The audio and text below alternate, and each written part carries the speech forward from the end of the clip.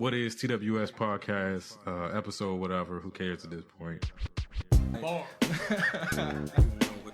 The rants of the vindicated. It's my podcast and I do what I want to.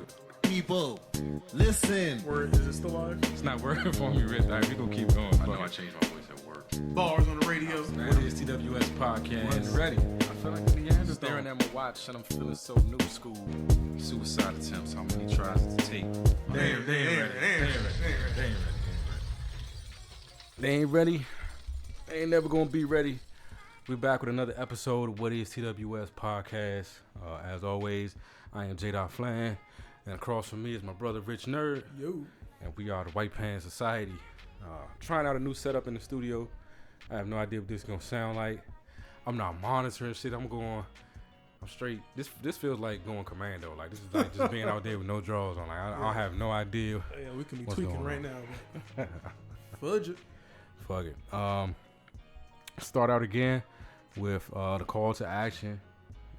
Flint, Michigan situation is still going on. These people have not had clean water for going on 4 years now, and now they're trying to do away with the bottled water that they were providing to residents. I know my homie Tavares Taylor for whatisTWS.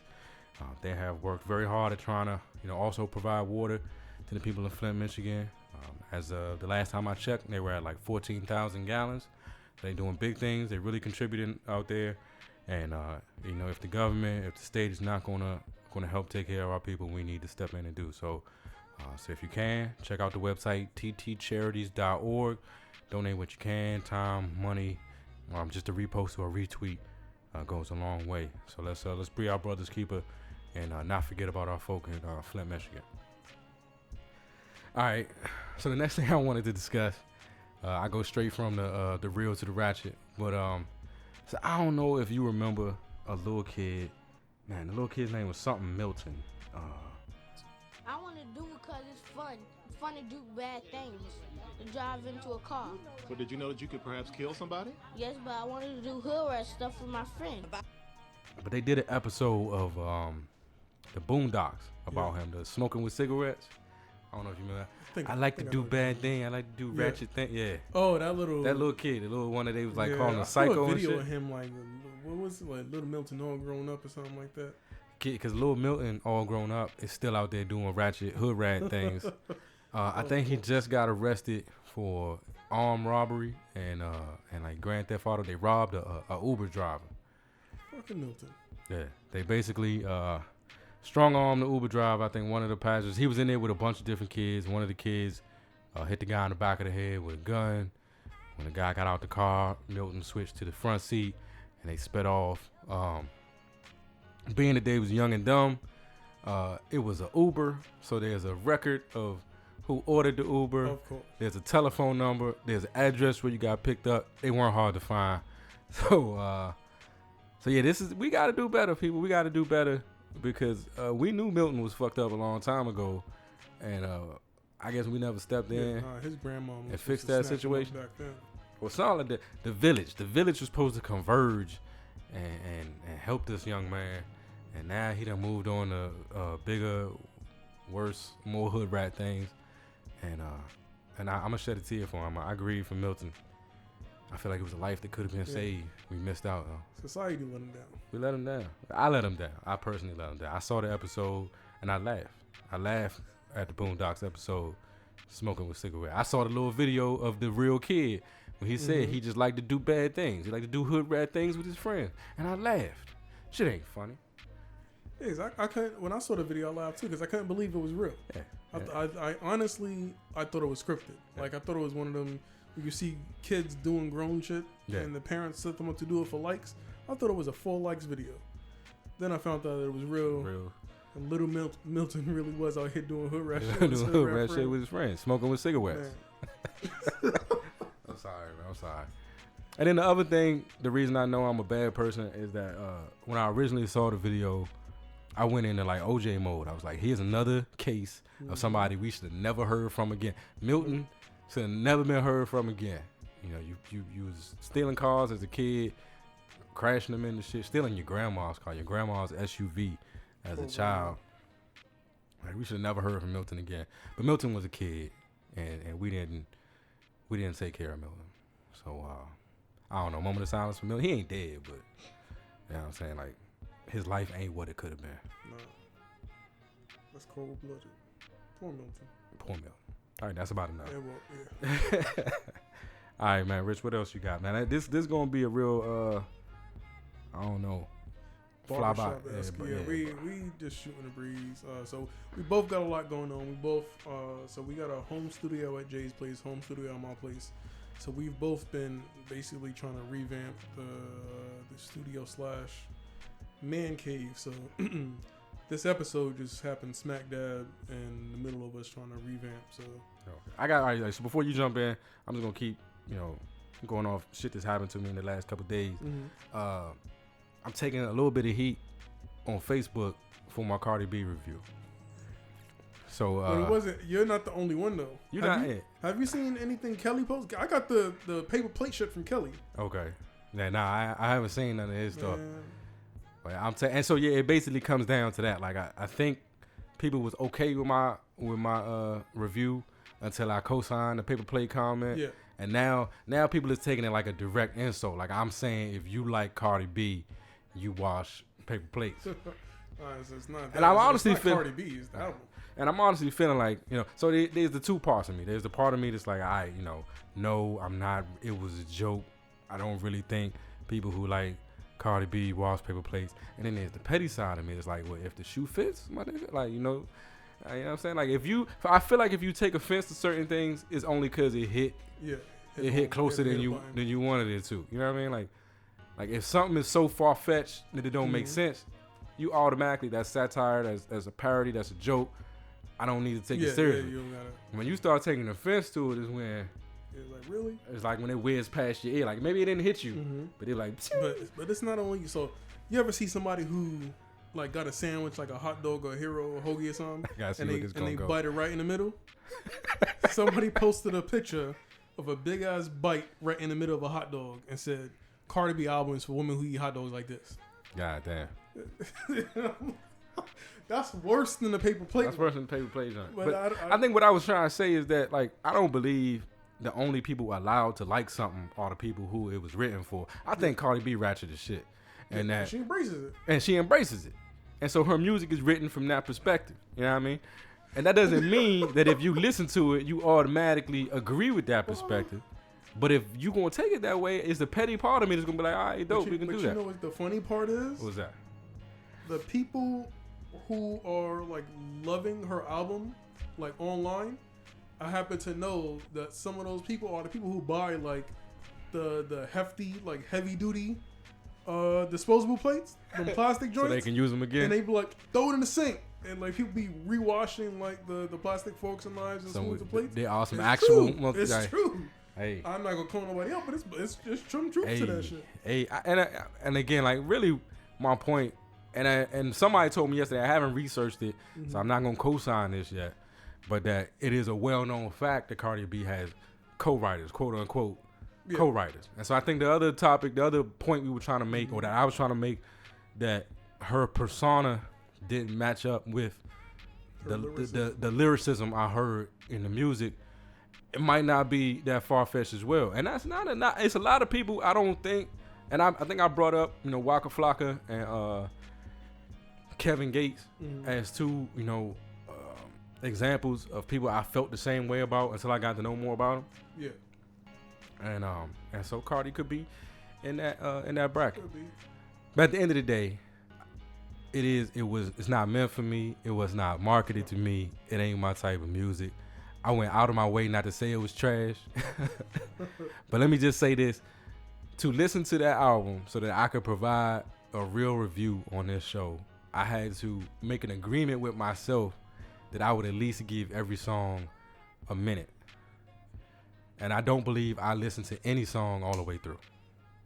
So that's how I really feel about the album. Like, it really didn't hit me at all, in no way, shape, or form. I didn't even give every song a minute. I promised myself I'd give every song a minute. Like, I would force myself to listen to a song for a minute. I feel like some of the tracks, like the ones that's been on the radio, I think it's more palatable because it's been forced down your throat for so much. That fucking dripping song, I hate that shit. it's a lot of the. To your point, it's not for me. It's not for me. It's not for me. It's not my type of music. So therefore, I mean. But I want to get a panel. Like, I really want to do this. I want to get a panel of. I don't even want to say they got to be Cardi B's fans. Yeah. I think there's also a section of the population who just feels the overwhelming need to support her. I don't know if it's because she's female or for the sake of support. Like it's not okay to not like her. So I gotta like her to the point where I gotta defend her against people who don't like her. That's the part that's killing me. It's like, why don't do it just because? Yeah. And I feel like that's exactly what they're doing. No, I'm not gonna support for the. So I'd like to get a panel together of Cardi B non-haters, maybe. I don't know, because I guess I'm a hater. I've been called a hater as well. I guess I'm a hater, and I'll be that. I'll take that. I'm good with that. I like playing the villain. But I'd like to get the non-haters and the haters together and see if we can hash this out. See if we can understand each other. You know, I like to disagree without disrespect, Rich. And then supposedly this whole beef shit with Nicki. So now Nicki dropped these 2 albums, these 2 records, fucking Barbie Tings and Chun-Li. And then Nicki had the interview crying, talking about she didn't feel the love and support from guys. I didn't pay attention to any of it. I grew up in that culture. I embraced, rap and rap beefs. I tell people all the time about my reactions to the East Coast, West Coast situation and how that personally affected me. And that's just a kid being dumb, getting way too involved in something that had nothing to do with, that wasn't going to affect you one way or another. I don't feel like this involves me. I don't feel as ingrained and as involved. It's like watching a bum fight. It's entertaining for a minute, but I ain't going to sit there all day. I got places to be. It's not. I was Nas and Jay. I was invested. Invested in that shit. Yeah. Fucking Biggie and Pac. I was invested in that shit. I was just because that's a prize fight. Yeah. This literally feels like 2 crackheads fighting over a Zagnut bar or something like it's entertaining for a second. World star, but nah. I'm not gonna skip a job interview to watch this shit though. But yeah. So, all right. Last one before we switch the subject. The last shit I don't really care about, but I'm gonna report. Safari. So you heard about him being robbed or whatever. Yeah, he cried too. So he was robbed. He cried in an interview. T.I. Did you see what? Nah, I didn't see what T.I. So T.I. tweeted about it, responded to him, and T.I. was like, "Oh well, it's cold out here. Better get a sweater." Alright. AKA, get some heat. Yeah. And Safari was like, "Niggas is making light of the situation or whatever." But I thought that was funny as shit. Yeah, well, the crazy shit is, I'm saying it's T.I. How many times T.I. been to jail for weapons possession? It's like, are you the nigga? How was supposed to do this? Hey, are you setting yourself up again, nigga? Are they gonna start looking at you again? Are you offering? You pull me over. Looking sweaters. That's the new shit now. I gotta know that if a nigga start talking about sweaters, he ain't necessarily shopping at the Gap. All right. I'm getting too old for this shit, really. It's a sweater. If I tell you get a sweater, I'm saying it's actually cold outside, man. I can't keep up with it. We went to the sneaker store a few months ago. I'm in a sneaker store looking for some Prestos, trying to get some new kicks. These 2 dudes are looking around. All of a sudden, one dude yells out, "Boom gang," and the sales rep immediately, he was folding down T-shirts and stops what he's doing. He's like, nah, not in my store. The dude's like, all right. Apparently, boot gang means you're about to rob the store. People yell it, they grab everything off the shelf. Hold on. Out.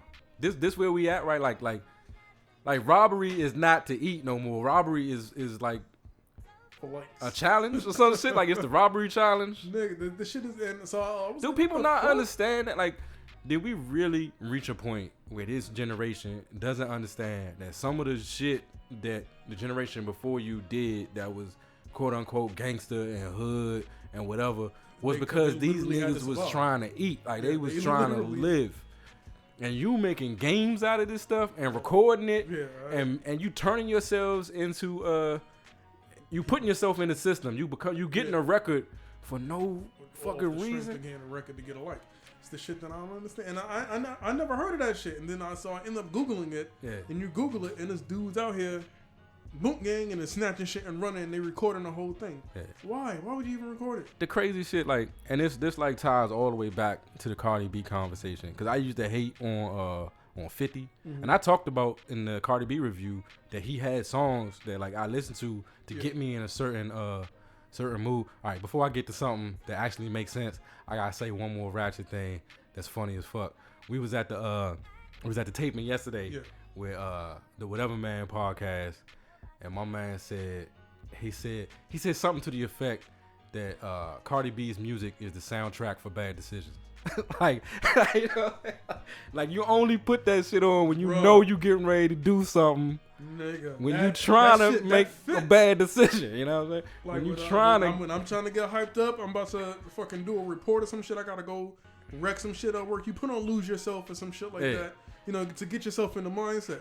I could see getting ready to go to the club, right? And it's like I don't want to degrade nobody, but I roll with thoughts. And yes, put that Cardi B on. Yeah. Give me another shot. Right. Like these are women that normally are, you know, in the right.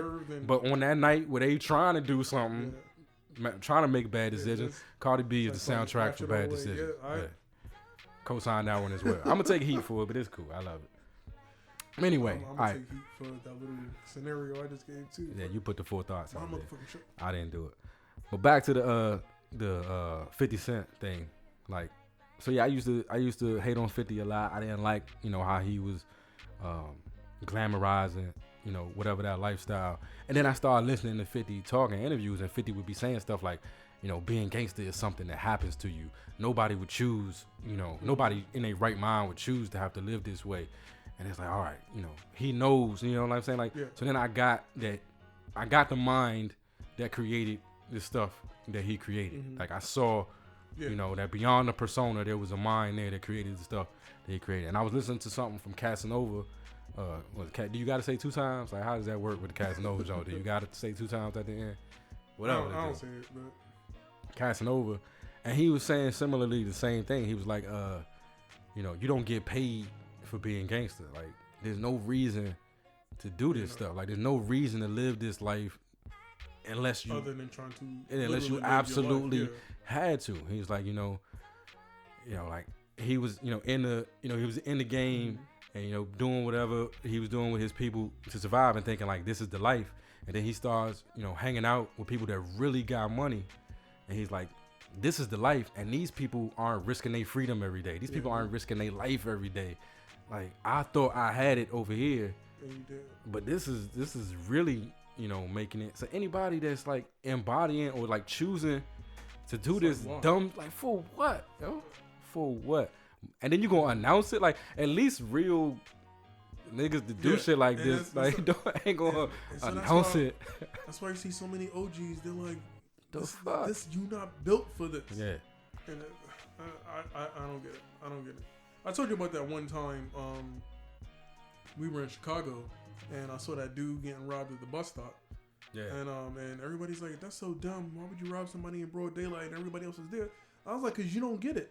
In certain places, like those tiny areas in Chicago, where it's just that one central 10 by 5 square block area or whatever, it's so congested and there's so much crime going on, and people are literally robbing you because they want to eat and they don't have any other choices. Why else would you rob somebody in the middle of the daytime? Police cars everywhere, bus stop everywhere, and not give a fuck. That's desperation. People really want to eat. And why would you want to forcibly put yourself in that person's shoes if you don't have to? It doesn't make any sense. Doesn't make no sense. Stupid. That's what we got. All right. So these stupid motherfuckers is announcing robberies before they do it. Eating Tide Pods, snorting condoms. Nigga, that the fucking condom challenge? So all of this brings me to one of the topics that I wanted to talk about. I was heading there. Yeah. Motherfucking the prom casket shit. Prom caskets. Last year, this Caucasian girl shows up to her prom in a casket, and her poses for pictures, and her prom date helps her out. And the purpose of her doing it was because she wanted everybody to know that she was drop dead gorgeous. So this year, a little African American girl does it, and same thing, poses for the pictures or whatever, because she wanted everybody to know that she was fresh to death. Fresh to death. What the fuck is wrong with? First of all, why would you want to know what it feels like, nigga, and to relate to being in a casket? You couldn't pay me to get in the casket. I'm not getting no motherfucking casket. When I be seeing people like when you see a movie and they always jump in the casket because they trying to. If it was legit life or death and you had to hide in the casket to hide from, I might bend a butt. Nigga, I'm not. I don't want to know what it feels like to be in the casket. That's number one. Number two, what motherfucking parent is co-signing this shit when you got to look at your child being in the casket? I don't want to know what it feels like to see my child in the casket. Are they buying or renting these caskets? Like, who is renting caskets? So that's my other thing. Are they trading? You know how much a motherfucking casket costs? 10 G's minimum. So you renting the casket? Are you agreeing to say, hey, let me borrow your casket for the evening with the pictures? Make sure to shout out Shlomo's Casket Club on my Instagram. Like, the fuck are you doing? What kind of trade-off are you making for these caskets? Like, that doesn't make any sense. See, this is where the village broke down. Because, you know, when we grew up, not only did you I don't want to get in the casket because I'm, like, slightly claustrophobic. And it shit just don't feel like the type of shit that you would do. But an old head would be there like, nigga, you inviting death in your life. It'd be somebody with some sort of weird-ass old wives' tale. That's on the good side. On the good side. That's on the good side. On the other side... You know how many times somebody would have smacked me? Boy, if you don't wake the fuck up, choke me up. No. They out there taking the pictures. No, it's crazy. Cause, I mean, and look how many times it's happened. Like, you can't do this shit and then don't think it gonna come. Like, you know, Biggie made Ready to Die and Life After Death. How many times? Pac got shot? Hey, how many times did Pac talk about it? I just posted this shit on Facebook. That Patrice O'Neal photo of the screen capture from the Player Haters Ball on the Chappelle Show, where under his name it said most likely to gain weight and die. And how many years later was he dead of diabetes? Of complications from diabetes. You can't call stuff on you. And to that logic, I'm blaming motherfucking Matt Groening for Trump. Yeah. He called that shit. He called that shit. He put that shit into the ether. Now look what we got to deal with. Fuck you, Matt Groening. Oh yeah, The Simpsons is creepy though. They done called a little too many. Yeah, no. One too many things. And what? Family Guy. It's been The Simpsons and Family Guy that just been predicting like every fucking thing. Man, that shit is crazy. Too many conspiracy theories out here though. It's too many. I'm gonna need a graduate from high school and get out of college fucking challenge. That's fucking kids. I've been actively trying to curse less on this show, but these challenges really, they make you want to motherfucking curse at a kid. Right, fuck it though. What is wrong with you? Like, I ain't gonna never stop. A casket challenge? A casket challenge. Like, what the fuck is wrong with these kids? Who starts this stuff and then why you gotta pick it up? Why you gotta pick up everything that somebody else does? Fucking dumbass kids. I don't know, man. It felt different. Like, it felt like growing up for us, there was this. I don't even want to say that. I don't want to say like our generation is that much different. I just knew I grew up with a want to be different. Like, you know, if everybody was doing something, I couldn't do that thing. Yeah. I couldn't do whatever that was because everybody was doing. If I seen 2 pictures of people in caskets, that'd be nah. Well, you know, I know what I can't do this year. I can't show up in the casket. It's been done too many times. Why would you? I just don't. To your prom. Popping out a casket at your prom because you fresh to death. Fresh to death. That's the dumbest shit. What else we got on here? Speaking of being different, mac and cheese. Oh. Mac and cheese. See, to me, mac and cheese is a staple in the African American community. Absolutely. Facts. I'm not saying that it's a black food. I'm just saying that it happens to be a staple in the African American community. These are facts. It's a southern food. It's a southern staple. But people the world over eat mac and cheese. I'm cool with that. That's fine. You know, different people make it different ways. But I do feel like there should be some ground rules when it comes to making mac and cheese. And I feel like there should be a mac and cheese police. And the first person they should arrest is this motherfucker who put these blueberries in this mac. Why would you put blueberries in mac and cheese? You know what? I saw that Kev on Stage video where he was talking about it, and I can't front. That is something that would make me like upset. Yeah. Like, why would you ruin a perfectly good mac and cheese with blueberries? I don't get it. And the first thing that came to my mind is that Black Jeopardy joint with T'Challa. When they asked him about the potato salad, and he's like, Karen is Caucasian, yes? And, and I get the feeling she does not season her food. And she would probably put something unnecessary in there, like raisins. Like, this is the same shit. Like it's mac and cheese. Like, mac and cheese is simple. Why are you messing with mac and cheese? But it's the same problem I have down here with fried chicken. Like, I'm in Austin. Like, I'm in Texas. I'm in the South. I'm in the I'm in the deep South, right? Why can't I find good fried chicken just everywhere? I should be able to just traditional. You know what I'm saying? I should just be able to step out of my house and find a 2-piece and a biscuit, like just sitting on my doorstep. I just had the same conversation like a week ago. I miss chicken spots. Like, because everybody around here, it gotta be too fancy. It gotta be honey fried chicken, or it gotta be. I gotta use a different type of coating. It's and too much some lavender hollandaise batter with some Gruyere. Like, no. Like, nigga, salt, pepper, flour, nigga, just put it on. How difficult is it? I don't get it. It's bothersome like a mother. I had a real craving for fried chicken the other day, and I'm like, where am I gonna get it from? It's hard to find. You can't it's hard to find find. Salt, pepper, flour. Settle for Popeyes and KFC. And that's still not regular fried chicken. Nah, you be looking for the hole in the wall spot. And I mean, and Gus's is good, but Gus's don't taste like. It don't. Yeah, it's still not just like regular down home. Fried chicken, and it's downtown and shit. I need. Yeah, you gotta go all around the place. I'm trying to find it. It was a spot across from Ed Bluestein, a gas station. They had good fried chicken. That's how it always goes. It'd be like a gas station or some dumb shit. Somewhere you're not supposed to be buying. Where you're not supposed to be buying chicken, and that's where the bomb ass chicken is. That'd be the bullshit. It's one of those things where it makes you miss like the East Coast. Because people can't. You gotta legit be in the hood. Hey, people can't do shit simply. Like, they gotta unnecessarily complicate something. Everything doesn't have to need a remix. Right, yeah, mac and cheese. All the ingredients is in the fucking name. Like that's the point I don't get. You don't have to experiment. Like, no. You don't have to. It don't say mac and cheese and blueberries. Like, all the necessary ingredients in the name of the dish. Just stick to what you know. Like keep moving. Vegetables don't go in mac and cheese. I'm sorry. I think Tammy would try to pull some shit like that. All right. So how do you feel about green chili mac and cheese? Because I am a fan of green chili mac and cheese. Is that a vegetable? It's a tough one. Is that a vegetable? I mean, moving here, the Green Chili Festival is big time, and come whatever time of the year that is. I never know when it's coming. It always catch me off guard.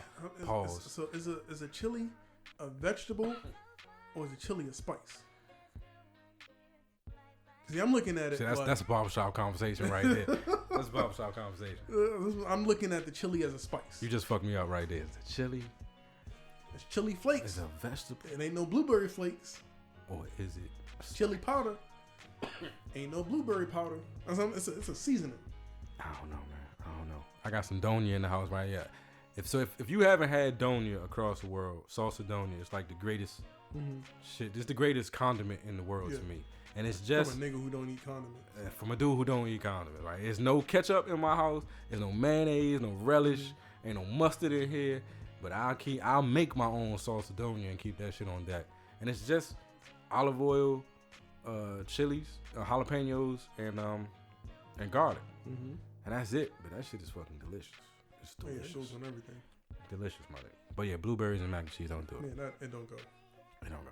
People, stop remixing shit. No, yeah, everything don't deserve a remix. Not for the sake of doing it. Nah. We gotta get back to our roots. And these young people keep trying to evolve stuff. Some things have already evolved to perfection. Fried chicken being one of them. Ain't nothing else you can do. I need some. Fuck, now I gotta get some fried chicken tonight. Was it Bahati's, yo? Bahati's. Bahati's is good. Bahati's is expensive as a motherfucker though. Why does it cost so much?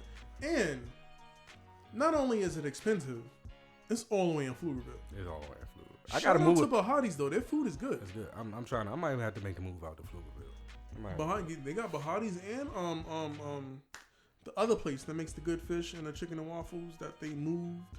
That was over there by the barbershop. Yeah. Rolling Rooster moved. Yeah, but I don't know why they. So one, they moved, and two, Rolling Rooster's expensive as fuck too. All right, on some other unnecessarily ratchet shit. So in the spot that Rolling Rooster used to be, there's a new spot called Crack-n-Ades, right? Food is good. I've ordered it a couple times at work. Food is good. It's hard to get like good seafood here because this is Central Texas. Like we not anywhere near the coast, the water, But the food is good. But this is where they went too far, right? They have lemonades. Right? So everything is cracking something. Like they got cracking butter, blah blah blah. Everything they try to put that cracking crab shit in everything. So they got lemonades, right? But they don't call them lemonades. They call them Crack-n-Ades. For some reason in my head, I was like, pause, please don't tell me he's about to say Crack-n-Ades. Yeah, no. They selling Crack-n-Ades. They selling Crack-n-Ades out there in Pflugerville. And what makes it funny, if you knew Pflugerville, I'm not saying that all Pflugerville is hood. I'm saying there are some hood parts in Pflugerville. It's where I go to feel at home. So it does remind me of certain parts of Brooklyn. Yeah. So the fact that you can walk down the street in Pflugerville and get some Crack-n-Ades, that's funny as shit. That's fucking. Oh, I'm just wondering, like, I was just trying to figure out, like, when they was having the meeting, when they was printing up the menus, like nobody read that. It was like Crack-n-Ades. Maybe we shouldn't. Maybe not. Maybe that's not the best. Could you imagine, like, you walk into a meeting right after lunch and your boss is like, "How's everybody doing? You get something to eat? Hey Jay, what did you have? Crack-n-Ades." Like the fuck. Your boss gonna really, especially if you scratch your neck, right? Your boss gonna think some shit going on. They be like, hey, Rich, I'm going to get some Crack-n-Ades. Need something, bro? Nigga, oh fuck. And it's in a black community. They really about to have people out here fucked up. It's around the corner from my barbershop. That's where everybody gets their Crack-n-Ades from. What you doing on Saturday? Going to get a cut and some Crack-n-Ades? Crack-n-Ades, yo. Or do you say Crack-n-Ades and a cut? Man, that's too much. I can't. Hey, if I'm the barber, you need to get your Crack-n-Ades after you leave here. Don't come in here with the Crack-n-Ades. Man. Shout out to the Hair Lounge, though. I'll be back out there on Thursday. Man, before I cut out, I did want to mention that. So did you see that story about the Starbucks in Philadelphia? I did not. You're going to have to hit me to this one. So Starbucks in Philadelphia, two black dudes went to the Starbucks. They were in there chilling like everybody does. One of the dudes asked if he could use the bathroom. The owner was like, "No, you can't use the bathroom. It's for paying customers only." He was like, "You know what, whatever."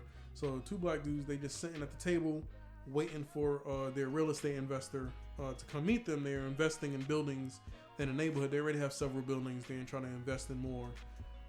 The owner feels away because they didn't buy anything, but we really know it was because it was two black dudes. The owner calls the police and says that two dudes are trespassing in Starbucks. So the police show up to arrest the guys. They send 6 officers. 6 officers show up inside of Starbucks to arrest these two dudes for sitting there.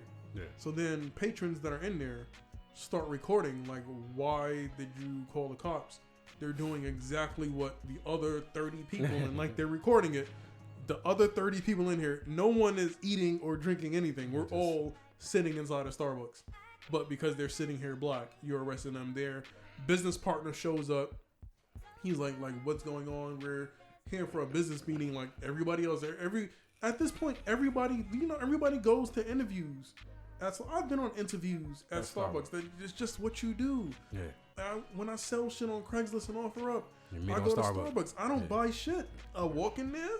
I give him his item. He gives me my cash, and we leave. That's what Starbucks is. He stopped having drug deals at Starbucks, Rich. That's what they build the culture to be. Yeah. Except for if you're black. If you're black, you can't just sit in Starbucks apparently anymore. We know the rules. I don't feel comfortable in Starbucks. I've never spent any real time in Starbucks. I don't feel comfortable. I think I almost shit myself in Starbucks once. That's a whole nother story. They didn't arrest me though. But I don't know. That's gonna be the next one. Shit in while black. Shit in while black. Can't do it. Public toilet. Was it for colors? No.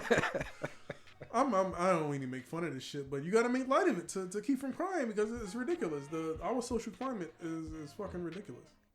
See, man, and then I don't. For some reason, everything right now in my mind goes back to Cardi B. Like, I'm gonna start blaming her for everything, all the ills of the world. But we do have to be like, all right. Did you hear? Oh, where was it? I don't remember where it was, but there was a kid. I think it was in Michigan somewhere. There was a kid who missed the bus, and so he decided he was gonna have to walk home. And so he knocks on a door to see if he gets some help with directions. The lady inside thinks that he's trying to break in. I guess her husband comes down and like shoots through the door. They don't hit him, but you know he ran and got away. But it's like, and I think he's been arrested. The dude that fired the shot, he's been arrested. But it's like the thing is like that there is this, you know, this whole culture of fear that's been created around us right now. Like, and as much as I understand that it's like it's false, like it's bullshit, I think sometimes we feed into it. Yeah. And then when we feed into it, we perpetuate it. And I don't know how much, you know, I actually did like save some shit in my phone because I wanted to show like how easily with the change of 2 words, they changed who the victim was in this story. Give me just a second to pull this up. But yeah, so I have been ordering stuff off of Amazon, right, past couple of months, and a few of my packages had disappeared. And I had some neighbors who were like noticeably shifty all the time, like they look like they're meth heads. So Renee is like, nah, I'm about to go knock on their door. So she's banging on the door full of police, and I'm like, yo, stand to the side. Like my immediate thought was like, don't stand in front of the door. Yeah. Stand to the side, like, cause you never know. Like you banging like you police, they might blow the door off like they're police. God forbid. Yeah. I don't want nothing bad to happen to nobody, but yeah. That's how I'll be knocking on people's doors. Or you knock and you stand to the side. All right. So before I do the Detroit, because you just bring certain shit to mind, Rich. Before I do the Detroit thing, ladies, like we live in 2 different worlds. You talking about like black and white people? Black and white people living in 2 different worlds. Men and women live in 2 different worlds. Y'all do not seem to understand the concept danger. No. Me and Tammy is driving to Houston. You know, we were driving to Houston for that. And we stop at a McDonald's, right? And she ordered whatever. She get a lady her card. They talking about like the credit card machine not working. They gotta take it to the front. So they talking, well, she gotta reboot her system or whatever, some bullshit. The dude behind us like starts going off. He ain't a truck. It's a white dude in a truck in Texas. He got a friend in the car with him. They like honking. They going off. Tammy like opens the car door and leans out and was like, "Shut up." Nah, man. First of all, exactly, my nigga. Like, exactly, yo. Nigga, I was on 290 earlier today trying to. I was merging and a fucking big ass truck cut me off, and I was like, you know, I do the Dougie real quick. As soon as I saw that it was a Caucasian person, 99.9% of white people in Texas got a gun. Got a gun. I don't care what you tell me. Anybody? No. Tammy fucked up. And I'm trying to tell you, like, if they disrespect you, if they call you out your name, if they threatening us, then I gotta stand up and, you know, and defend you. But if they annoying you, let that shit slide, son. We in the wrong place. We in the wrong place. You gotta let some shit slide. That shit scare me. Every time somebody cut me off, I immediately get angry and then I want to cut them off, but then I think, fuck, we in Texas. Yeah, let some shit go. All right, hold on. Sorry. So I got this thing. Of course, my phone was fucking. All right. So here's the one with the first report I read. Teenagers shot at after knocking on a door to ask for directions. According to Detroit police, 14-year-old Brennan Walker needed directions after he missed his bus. Walker knocked on the door of Jeff Ziegler's home to ask for help, and Ziegler's wife thought Walker was trying to break in. That's when Ziegler approached with a gun, fired and missed. Right? So that's one depiction of what happened. So here's another way to write it, yet in my mind changes it completely. A 53-year-old retired Detroit firefighter has been charged with assault with intent to murder after he allegedly fired his weapon at a 14-year-old boy who said that he knocked on the door to ask for directions to his high school. Yeah, that's leading. So you see how they completely switched it up? Yeah. Like the first one is here's this little 14-year-old kid knocking on the door to ask for help. You shoot at him. The second one is, here's this decorated Detroit firefighter who's being charged with these horrendous crimes because he shot at a kid who said he was trying to and how do you ask for direction. Allegedly fired. It's all right. That's a fact. Like, he didn't allegedly do shit. He fired through the door. That's a fact.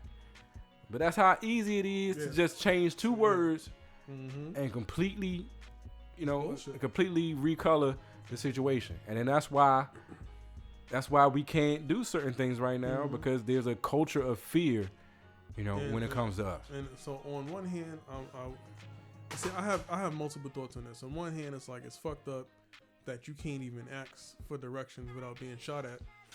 However, I feel like I wouldn't have knocked on nobody's door because, nigga, I knock on my neighbor's doors and stand to the side. Imagine a stranger. Right. So that plus, I'm from Brooklyn. You fuck around and tell somebody in Brooklyn you don't know where you at? Or you need help? Call me. I'll show you how to get there. Yeah. I'll show you how to get there. No, I'd have been scared. I gotta got. You just become fool. I'd have been. A couple things I pulled from this, and this is just the racial climate that we live in. This is what I read into that story. That this kid ain't necessarily hood. Apparently, he goes to a high school that's in a white neighborhood. Yeah, so he didn't know. So he don't live the way he don't live that kind of way. I don't know. That's crazy shit, man. I know you got to get out of here. Yeah. Baby girl should be coming home soon, so I get to be dad again. But I think this has been a dope episode of the whatisTWS podcast. We got some major things coming in the very near future. So hope you continue to rock with us. Again, keep more than thoughts and prayers. I was getting ready to say thoughts and prayers, but we be overdosing. We be ODing on the thoughts and prayers. Like, send some money or some time to them folks in Flint, Michigan. It's real. Dude, thoughts and prayers ain't gonna do it at this point. They need help. Help. whatisTWS.org, man. We going 4 years with people who don't have a staple of life. They paying taxes and they paying water bills and they don't have clean water in America. Like, crazy. Fuck out of here. Anyway, whatisTWS.org. Please hit them up and help any way you can. But other than that, until we speak again, be safe and be the light. Peace.